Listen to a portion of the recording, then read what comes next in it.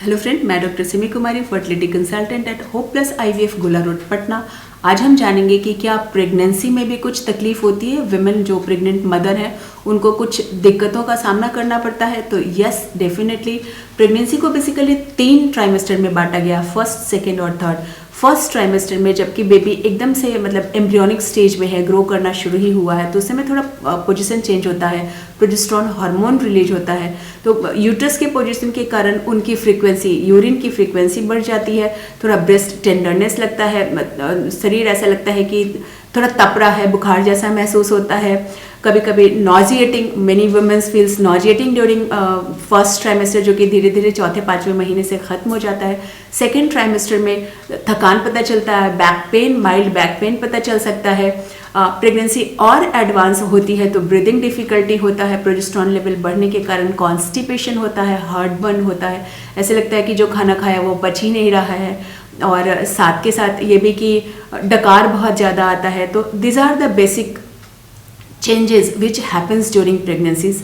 अगर बहुत ज़्यादा वॉमिटिंग हो रही है, बहुत ही आप कुछ खा नहीं पा रहे, नॉजेटिक टेंडेंसी ज़्यादा है, दिन भर में 5 बार 10 बार ऐसा वॉमिटिंग हो जा रहा है, तो दवाई लेनी चाहिए। बहुत ज़्यादा वॉमिटिंग है तो अपना हाइड्रेशन लेवल मेंटेन करने के लिए फ्रीक्वेंट वाटर इनटेक मेंटेन करना चाहिए, इलेक्ट्रोल पाउडर या ORS पानी पीना चाहिए, नारियल पानी का सेवन करना चाहिए। प्रेगनेंसी में green leafy vegetables, protein intake बढ़ा के रखना चाहिए ताकि जो भी थकान है या बैक पेन है ये मैनेज हो। कैल्शियम इनटेक होना चाहिए, प्रॉपर आयरन का इनटेक होना चाहिए, क्योंकि जो माँ का ब्लड है उसी ब्लड से बेबी का ग्रोथ हो रहा है, तो माँ के अंदर हीमोग्लोबिन की कमी हो जाती है, जिसको कि सप्लीमेंट करने से ही उसको पूरा किया जा सकता है, सिर्फ न्यूट्रिशनल वैल्यू से उसको पूरा नहीं कर सकते।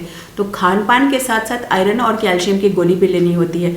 बेबी में कोई डिफेक्ट ना हो तो उसके लिए फोलिक एसिड लिया जाता है। और बहुत बार वुमेन लेग क्रैम्प वगैरह फील करती हैं तो उसको रेस्ट करने से या दूध का सेवन करने से या मैग्नीशियम रिच्ड आजकल तो प्रोडक्ट्स भी आते हैं, उसको यूज़ करने से इन सारे दिक्कतों से बचा जा सकता है। मगर अगर वॉमिटिंग ज़्यादा है या बैक पेन ज़्यादा है या यूरिन फ्रीक्वेंसी बहुत बढ़ गई है, ब्रेस्ट टेंडरनेस बहुत ज़्यादा है, या कोई भी और अनवांटेड दिक्कत लग रहा है, जैसे बेबी का जो मूवमेंट है वो दिन भर में कम से कम 10 बार होनी ही चाहिए, 10 बार से कम अगर मूव कर रहा है baby means this is not good sign.